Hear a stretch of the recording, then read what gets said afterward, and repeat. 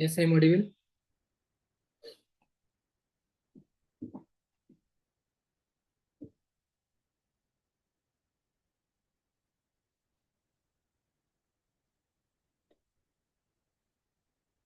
Yes, कौन सा topic किया है आपने? How many topic for mock?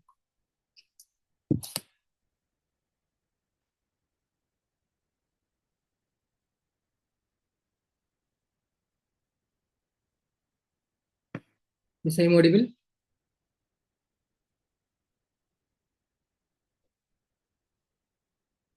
Voice नहीं आ रही आपकी।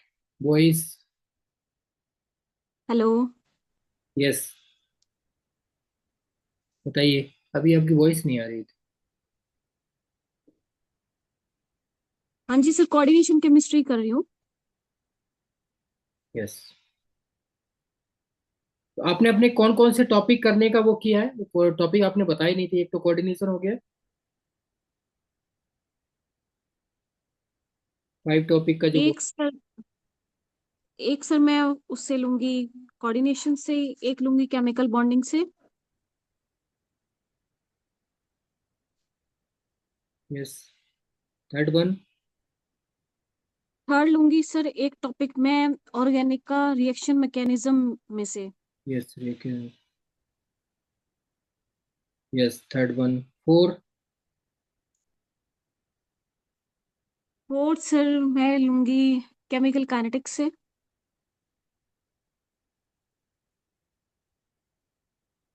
Chemical kinetics. Yes. Five one. Fifth one sir लूंगी मैं जीओसी से, रेजोनेंस हाइपर कंजुगेशन वगैरह। यस। पीस। अब इसमें मतलब मैं ये टॉपिक लूंगी तो इसमें जैसे जो चूज करूंगी टॉपिक तो अपनी मर्जी से चूज करूंगी ना। हाँ वो ठीक है, सबके बाद पूरा चैप्टर हम पढ़ लेंगे, लेकिन टॉपिक तो मैं अपने अकॉर्डिंग प्रिपेयर कर सकती हूँ ना। ऐसे यस। पूरा चैप्टर तो वो नहीं करने की जरूरत, डेमो करने की जरूरत। नहीं, जैसे रिएक्शन मैकेनिज्म है तो रिएक्शन मैकेनिज्म आपको कंप्लीट करना पड़ेगा। रिएक्शन मैकेनिज्म क्या है, उसके एप्लीकेशन क्या है, हाउ मेनी टाइप। 4 टाइप होती है: elimination, addition, substitution, rearrangement. Okay. इस तरह तो उनके 5 से जो 4 टाइप्स हैं उनके बेसिक होना चाहिए। अब एडिशन है, एडिशन कितने टाइप्स की है, सब्स्टिट्यूशन कितने टाइप्स के हैं, तो उनके अंदर डीप में आपको सारी चीजें करनी पड़ेगी डिस्क्राइब। वो तो व्हाइट बोर्ड पे करेंगे हम, क्योंकि ये सारी चीजें व्हाइट बोर्ड पे होना चाहिए। अभी जब तक नहीं हो रहा है आपके 2-3 दिन आप बोल रहे थे, तो तब तक हम ओरली डिस्कस कर लेते हैं, क्योंकि ये सारी चीजें व्हाइट बोर्ड पे ही होंगी।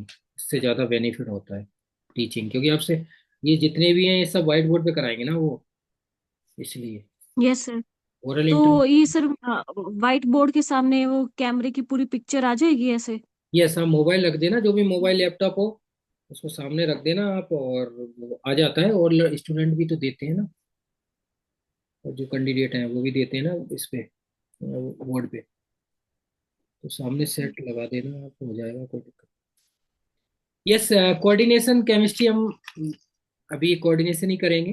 लास्ट टाइम हम डिस्कस कर रहे थे, कुछ ड्रॉबैक वगैरह डिस्कस किए थे। यस। आप कोऑर्डिनेशन में आज क्या क्या करके आए हैं? कौन कौन से topic? Sir valence bond theory. Coordination में थ्योरीज की है कि ओनली बीबीटी की है? सर एक्चुअली ना मेरे घर पे गेस्ट आए हुए हैं और एक ना मिस्त्री लगे हुए हैं, तो मैं पूरा अभी प्रिपेयर कर नहीं पा रही हूँ। मैरिड हूँ मैं सर, तो थोड़े एडजस्ट करने में थोड़ी दिक्कत हो रही है। यस, समझ रहा हूँ। तो टाइम नहीं दे पा रही, अभी भी घर पे कोई बाहर नहीं, गेस्ट जितना बैठे है हैं और। जितना है उतना आप बता दीजिए। नहीं तो जो हाँ भी जी। टाइम है आप प्रिपेयर कर सकते हैं, उसके अकॉर्डिंग मुझे बता देना, टाइम के अकॉर्डिंग। हम्म। तो बेसिक जैसे चीजें, लिगेंड्स वगैरह आपने पढ़े हैं? क्योंकि ये यस सर। तो वही डिस्कस लिगेंड। करते हैं, उसके बाद हम बीबीटी करेंगे। लिगेंड्स क्या है, कितने टाइप्स के होते हैं लिगेंड? लिगेंड सर कोई भी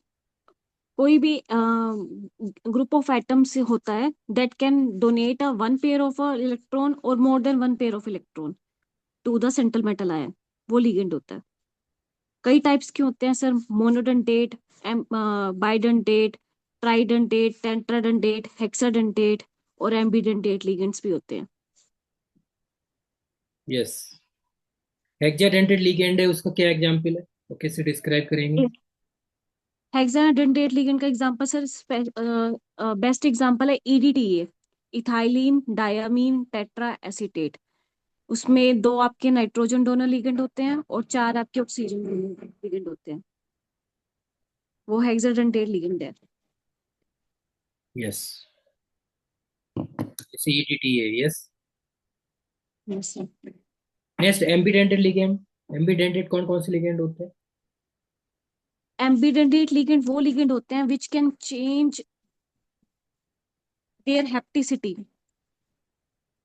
मतलब मतलब वो मोर देन वन डोनर एटम होता है उनके पास। जैसे कि हमारे पास साइनाइड है। साइनाइड जो है आपका नाइट्रोजन से भी डोनेट कर सकता है और कार्बन से भी कर सकता है। तो जिनके पास एक से ज्यादा आपके पास डोनर एटम अवेलेबल है उनको हम बोलते हैं एम्बिडेंटेट लिगेंड। और इसका एग्जांपल हो सकता है थायोसाइनाइड और आइसोथायोसाइनाइड। यस। थायोसाइनाइड जैसे SCN और NCS, मतलब वो सल्फर से भी डोनेट कर सकता है और नाइट्रोजन से भी कर सकता है। तो वो आपका एम्बिडेंटेट लिगेंड हो जाएगा।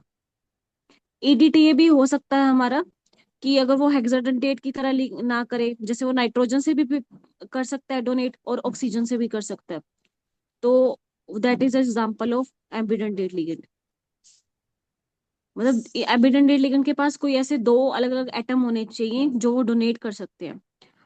जैसे नाइट्रो ग्रुप है, वो ऑक्सीजन से भी कर सकता है और नाइट्रोजन से भी कर सकता है और ऑक्सीजन से भी कर सकता है। Yes. Both side, donor side होने। नेक्स्ट ब्रीजिंग लिगेंड क्या है? बड़ी ब्रीजिंग। ब्रीचिंग लिगेंड वो लिगेंड होता है सर जो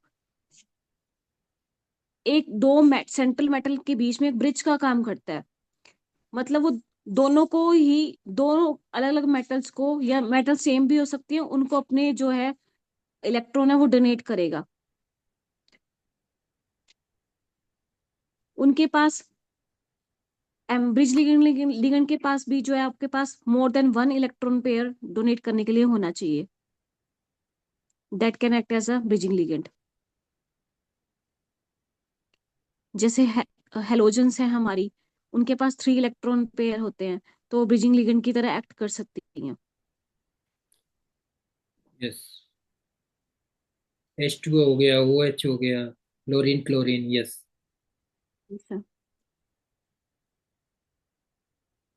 फ्लैक्सीडेंटेड। फ्लैक्सीडेंटेड जो फ्लैक्सिबल होते हैं। फ्लेक्सीडेंटेट लिगेंड वो लिगेंड होंगे सर, ये OMC में आ जाते हैं फ्लेक्सीडेंटेट लिगेंड।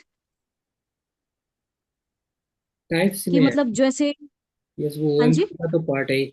टाइप्स में आ जाते हैं ना, कितने हाँ जी, टाइप्स है, तो ये है, वैसे तो पार्ट है ही है, इनको ज्यादा डीप में करेंगे तो लिगेंड तो सारे OMC में यूज होते ही है। हाँ। जैसे अपन हमारे पास CP रिंग है, तो वो एज अ नीटा 5 भी एक्ट कर सकती है और नीटा 3 भी कर सकती है। मतलब 5 डोनर भी हो सकती है, वो 3 भी हो सकती है और 1 भी हो सकती है।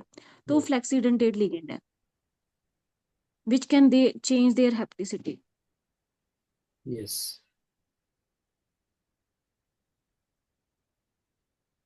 EDTA। EDTA करता है, फ्लैक्सीडेंटेड में आता है EDTA। EDT है, यस सर, कर सकता है वो भी।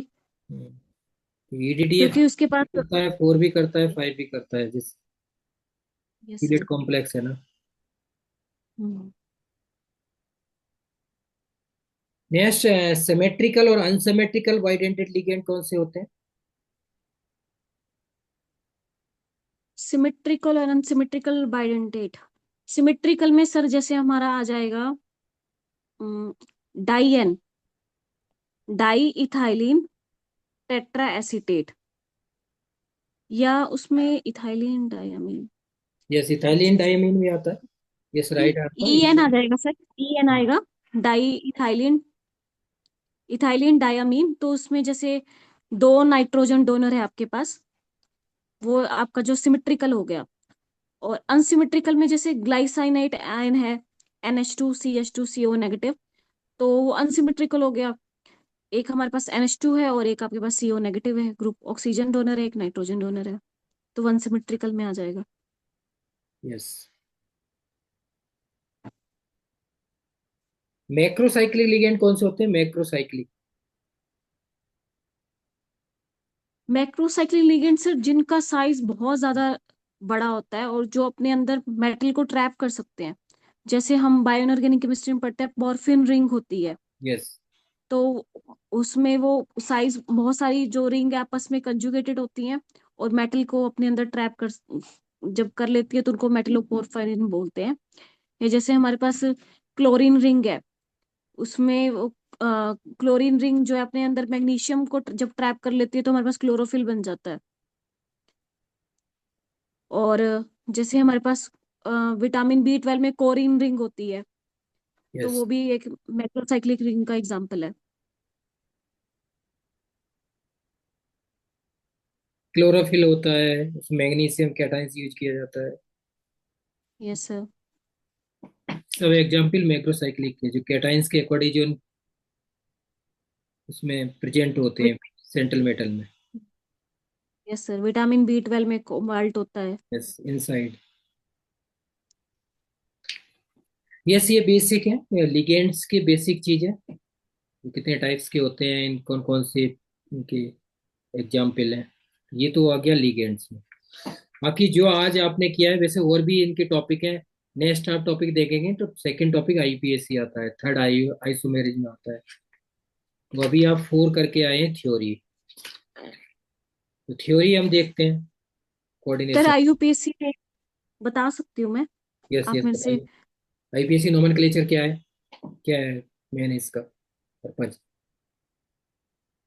सर जैसे अब अलग अलग अगर हम कंट्रीज में जाएं तो हमारे यहाँ जैसे पानी को कुछ और बोलेंगे, वहाँ कुछ और बोलेंगे, दूसरी कंट्रीज में भाई हम पानी बोल रहे हैं वो एक्वा बोलेंगे या हाइड्रोजन ऑक्साइड बोलेंगे। तो IUPAC ने क्या किया कि सब जगह जो है, जो कंपाउंड्स वगैरह हैं उनका एक ही नाम हो, तो उन्होंने IUPAC नोमेनक्लेचर बना दिया, international union for applied and chemistry. Yes. तो उस उन्होंने अपने रूल्स बना दिए कि हमारे पास जो जो कंपाउंड्स हैं उन वो उस ये रूल्स को फॉलो करेंगे और ये नोमेनक्लेचर ऑल ओवर वर्ल्ड जो है वो चलेगा, वो फॉलो होगा। तो हम उनको आइडेंटिफाई कर सकते हैं इजीली और स्टडी कर सकते हैं। यस, जैसे, यस, बेसिक क्लियर। जैसे कुछ एग्जाम्पल हैं, जैसे न्यूट्रल लिगेंड है, जैसे अमोनिया है, सीओ है, H2 आपने बात की अभी, NO है, इनका यस क्या सर। नाम होगा आईपीएससी नोमेनक्लेचर के अकॉर्डिंग? सर NO का नाइट्रोसिल, CO का कार्बोनिल, NH3 का अमाइन, एमीन। यस। अमीन AMMINE, यस। और EN का जैसे इथाइलिन डायमीन ही है। यस। और यस, बेसिक है। Yes, no problem. अब जैसे कोई कॉम्प्लेक्स है, जैसे मैं आपको कोई एक एग्जांपल देता हूँ। जैसे CO है, CONH3 का O6 3 पॉजिटिव, इसका क्या नाम होगा आईपीएससी नोमेनक्लेचर के अकॉर्डिंग? CONH3 का 6 प्लस में ऊपर +3 चार्ज, यही बोला ना सर आपने? यस। तो इसका हो जाएगा सर हेक्सा अमीन यस। और कोबाल्ट, और साथ में इसका ऑक्सीडेशन ब्रैकेट में जो जो इसका ऑक्सीडेशन स्टेट आ जाएगा +3।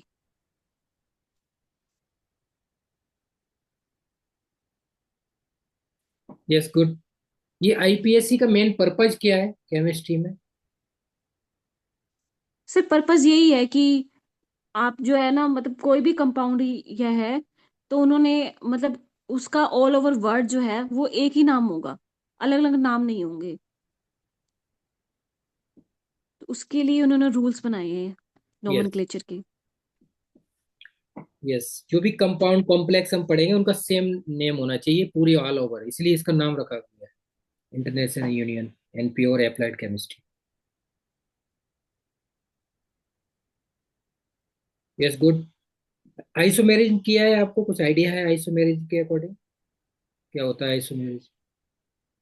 सर आइसोमेरिज्म वो फिनोमिना है in which compounds have same molecular formula but have different arrangement of atoms. उसको आइसोमेरिज्म बोलते हैं। दो तरह का होता है ये, एक होता है स्ट्रक्चरल आइसोमेरिज्म और दूसरा होता है stereo isomerism.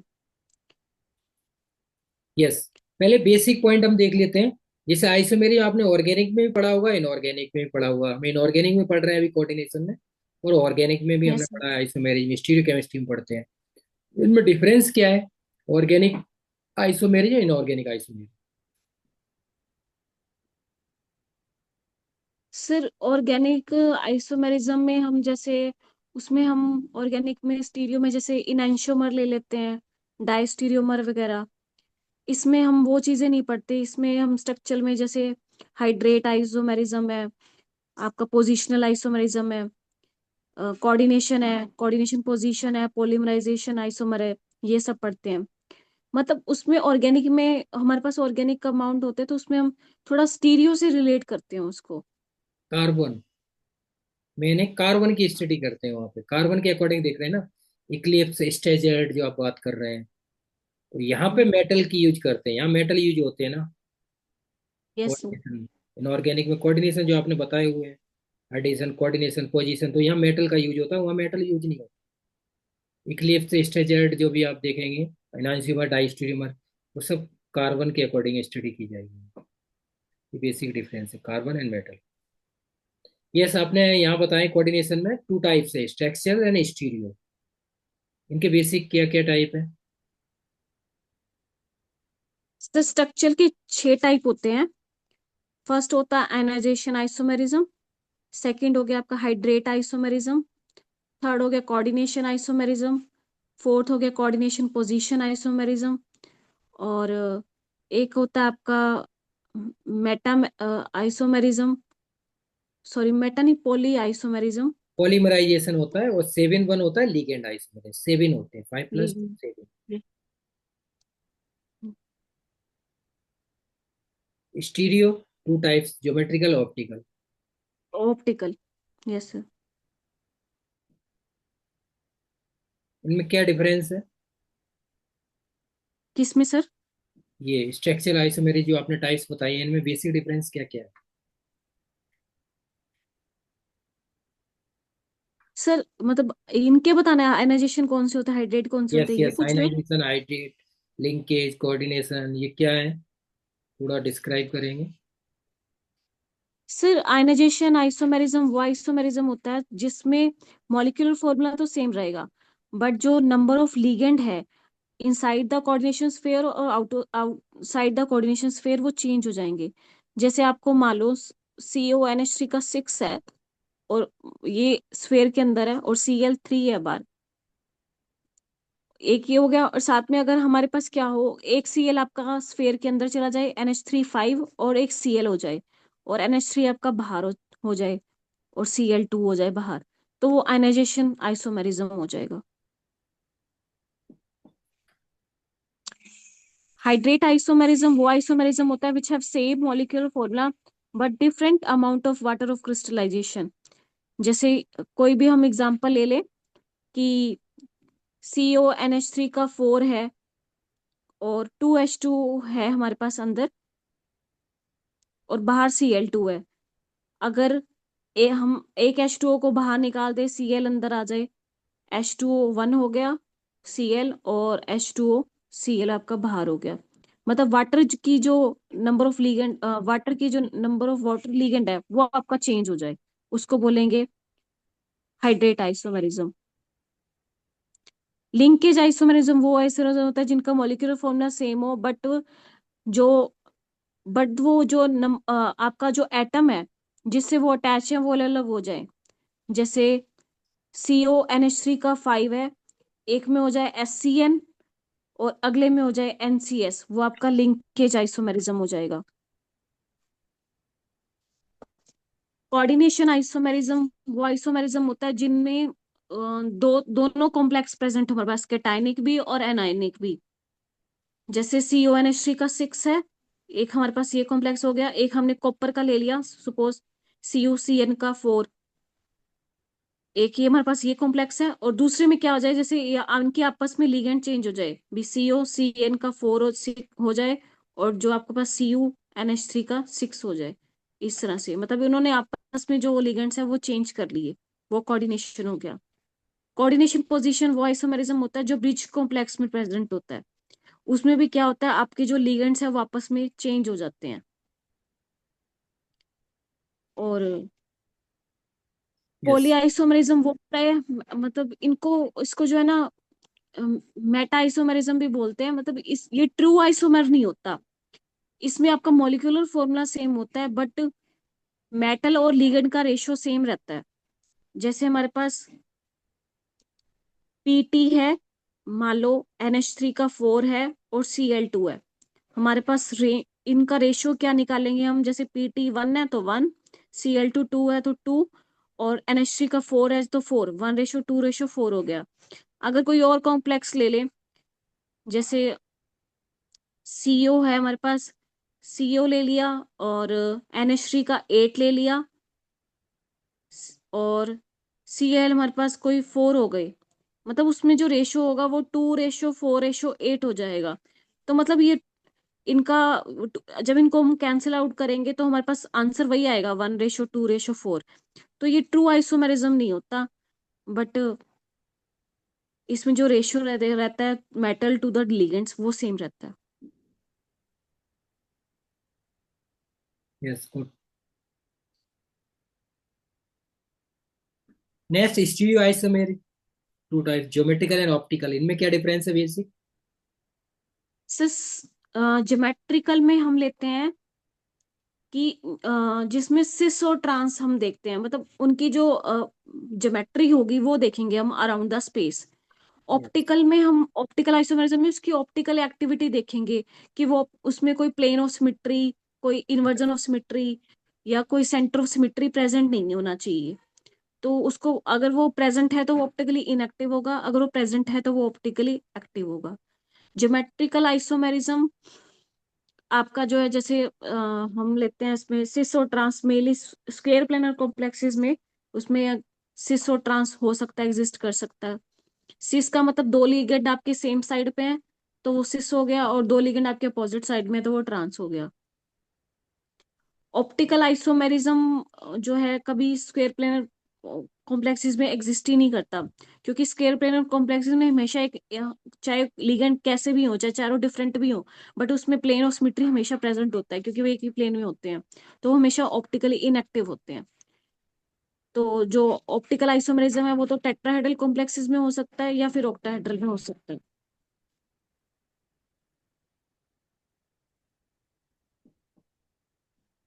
Yes, good. Facial meridional isomer क्या होते हैं? सिर्फ फेशियल और मेरिडोनियल आइसोमेरिज्म ऑक्टाहेड्रल कॉम्प्लेक्सेस में हो सकता है। यस। अगर आपके तीन लिगेंड है, जैसे मान लो हमारे पास CONH3 का 3 और Cl3 है, अगर वो एक ही फेस पे प्रेजेंट है, मतलब जो उनके बीच का बॉन्ड एंगल है, जैसे 3H3 है, इन तीनों के बीच का बॉन्ड एंगल 90 डिग्री है, तो वो आपका फेशियल होगा। अगर एक आपका 180 पे है, दो 90 पे है, तो वो आपका मेरिडोनियल आइसोमेरिज्म हो जाएगा। Yes, good. यस, आपने, you talk about the optically active inactive, optically active inactive complex में क्या डिफरेंस है basic? Sir optical active active जो कॉम्प्लेक्स होंगे वो आपकी, जो हमारे पास प्लेन पोलराइज लाइट होगी उसको रोटेट कर सकते हैं, either in the right direction और इन द लेफ्ट डायरेक्शन। जो ऑप्टिकली इनएक्टिव होंगे वो लाइट को ऐसे ही पास कर होने देते हैं, वो रोटेट नहीं करते हैं। जो रोटेट राइट में करते हैं उनको बोलते हैं डेक्स्ट्रो रोटेटरी, जो लेफ्ट में करते हैं उनको लोग बोलते हैं लेवो रोटेटरी। यस। मीजो और रेसमिक मिक्सचर, इनमें क्या डिफरेंस होता है? मीजो सर का। रेस में मिक्सचर जो, यस। रेस में मिक्सचर वो मिक्सचर होते हैं जो इक्विमोलर मिक्सचर होंगे, वो D और L का, मतलब अगर आपके पास 50% आपके पास डी है, या 50% आर है, या 50 और साथ में 50% एस होगा, तो मतलब जितना वो राइट में रोटेट करेंगे 50%, 50% उतना ही लेफ्ट में रोटेट करेंगे, तो आपस में वो कैंसल आउट हो जाता है उनका मूवमेंट। तो वो रेसमिक जो मिक्सचर होते हैं वो ऑप्टिकली इनएक्टिव होते हैं। और मीजो कंपाउंड वो कंपाउंड होते हैं which have a sir plane of symmetry, जिनके अंदर एक प्लेन ऑफ सिमेट्री प्रेजेंट होता है, उनको मीजो कंपाउंड्स बोलते हैं।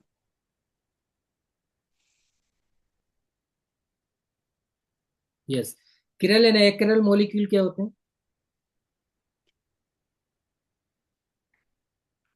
कायरल मॉलिक्यूल वो मॉलिक्यूल होते हैं जिनके अंदर एक सिमेट्रिक सेंटर प्रेजेंट हो, वो कायरल मॉलिक्यूल। मतलब जिसके अंदर एक सिमेट्रिक सेंटर प्रेजेंट होगा वो हमेशा कायरल होंगे। अगर एक से ज्यादा प्रेजेंट है तो वो कायरल हो भी सकते हैं और नहीं भी हो सकते। एक कायरल मॉलिक्यूल वो होते हैं जिनके अंदर कोई भी कायरल सेंटर प्रेजेंट नहीं होता, मतलब कायरलिटी नहीं होती, कोई ये सिमेट्रिक सेंटर प्रेजेंट नहीं है, वो एक कायरल।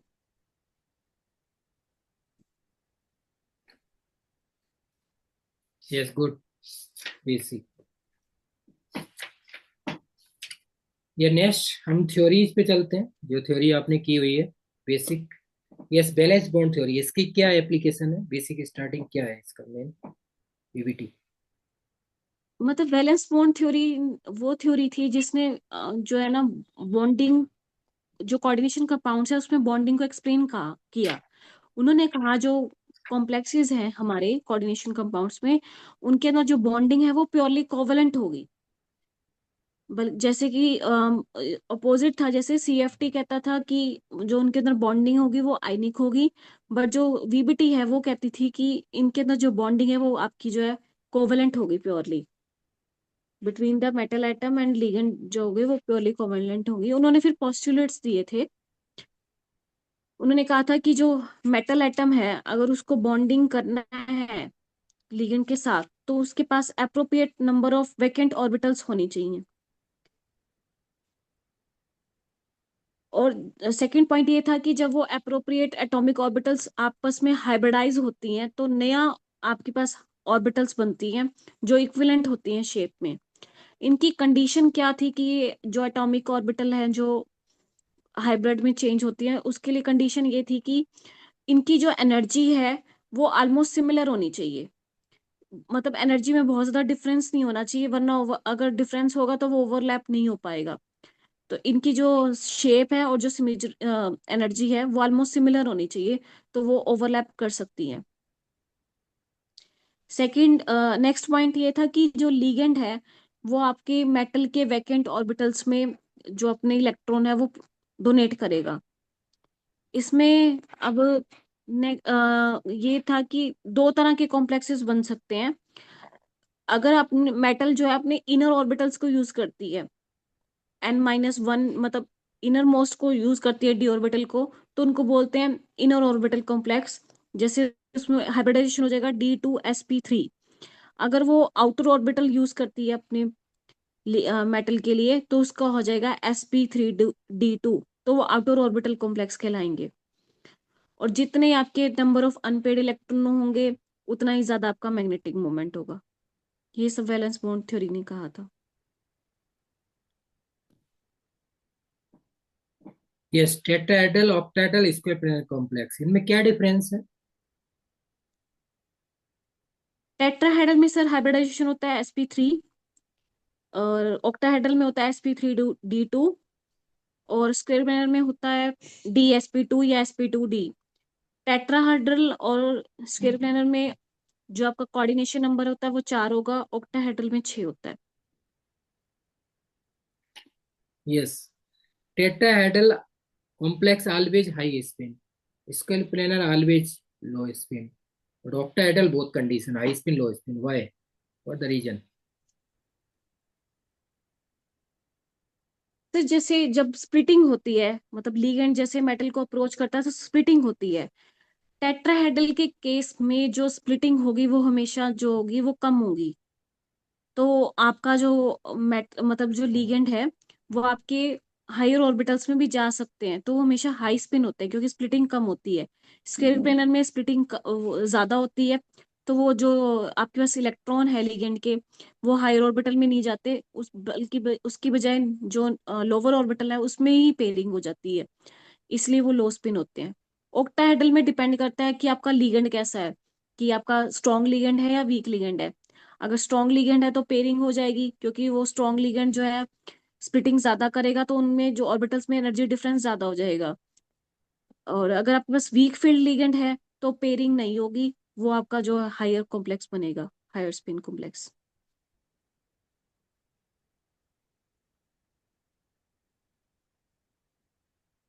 Yes, good. कोई example, any example of tetrahedral, octahedral है इसको प्लेनर कॉम्प्लेक्स? सर NiCO4, ये टेट्राहेड्रल कॉम्प्लेक्स है। और इसकी बजाय हम ले ले NiCN4, साइनाइड ले ले, और 2 नेगेटिव चार्ज निकल 2+ हो जाएगा D8 कॉम्प्लेक्स, तो ये स्क्वायर प्लेनर बनेगा, पेयरिंग हो जाएगी इसमें। और CONH3 का 6 ले लें, ये हमारे पास D2sp3 हो जाएगा, octahedral complex.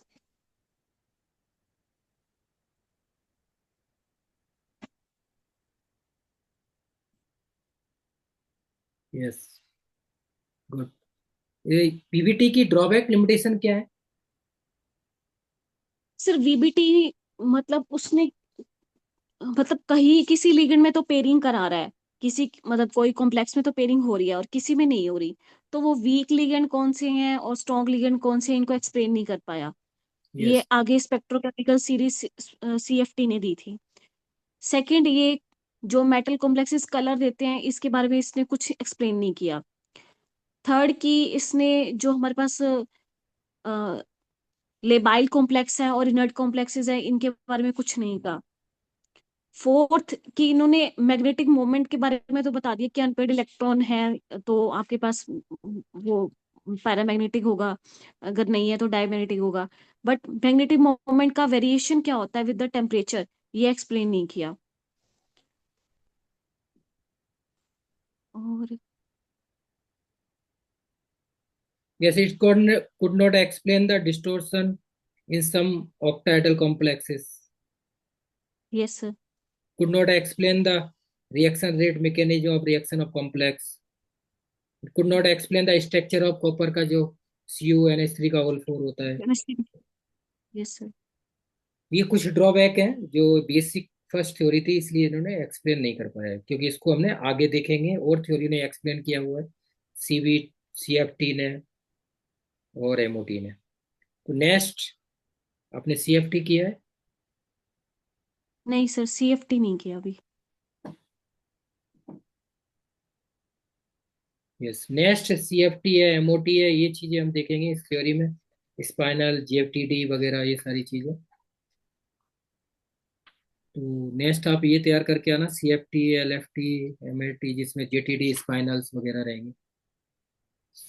CFT sir, LFT में तो ज्यादा कुछ, LFT में क्या प्रिपेयर हो सकता है, क्योंकि वो तो थोड़ा कॉम्प्लेक्स हो जाते हैं उसके लिगेंड फील्ड डायग्राम्स। थ्योरी है, उसमें भी बेसिक चीजें ही हैं, लिगेंड के अकॉर्डिंग स्टडी किया गया है।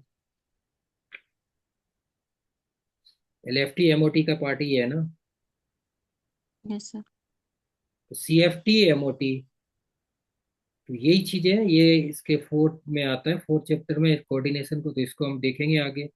अब CFT देखेंगे तो CFT में बहुत सारी चीजें आ जाएंगी, बेसिक चीजें, JTD वगैरह सारी चीजें देखेंगे, क्योंकि जो चीजें इन्होंने एक्सप्लेन नहीं की है वो CFT एक्सप्लेन करेगा। जो CFT एक्सप्लेन नहीं कर पाएगा वो MOT करेगा, LFT। तो यही चीजें हम आगे देखेंगे, है ना। स्पेक्ट्रोकेमिकल सीरीज जो अभी हमने डिस्कस किया है, इसको आगे पढ़ेंगे। लिगेंड कौन सा शो करता है, spin, low spin, sigma donor, pi donor, उनकी सारी स्टेबिलिटी कॉम्प्लेक्स देखेंगे। इलेक्ट्रोकेमिकल सीरीज होता है, स्पेक्ट्रोकेमिकल सीरीज और इरविन विलियम सीरीज, ये तीन सीरीज होती है ना केमिस्ट्री में। Yes sir. ये तीनों को, तीनों को तो नहीं, वो तो वन बाई वन आता रहेगा। अभी तो स्पेक्ट्रोकेमिकल सीरीज आएगी, इरविन विलियम तो आगे आएगी जाके। स्टेबिलिटी ऑफ कॉम्प्लेक्स देखेंगे, जहाँ मैग्नेटिक के आगे देखते हैं रिएक्शन रेट, वहां पर आती है इरविन विलियम सीरीज। तो ये बेसिक है पॉइंट, आगे हम देखेंगे, आगे आप करके आएंगे तो कल जो भी आपको अगर टाइम मिल जाए उस हिसाब से आप देख लेना। अगर आपको एक दिन में हो ओके। जाती है थ्योरी तो, नहीं तो जो पुराना चीजें हैं वो चीजें देख लेंगे। यस। ये क्या है, व्हाइट बोर्ड पे जो एक्सप्लेन करते हैं तो ज़्यादा बेटर होता है, उसमें क्या है थोड़ा कॉन्फिडेंस भी आता है। तो कितना टाइम लगेगा अभी आपको ये चेंज होने में? सर या तो कल आ जाएगा या परसों तक। तो हम नेक्स्ट डे डिस्कस करते हैं। नेक्स्ट ये जो न्यू टॉपिक हमने बताए हैं ये आप कर लेना, CFT, MOT, इनमें ये हो जाएगा पूरा कवर। ठीक है सर। ठीक है। Okay, thank okay. यू।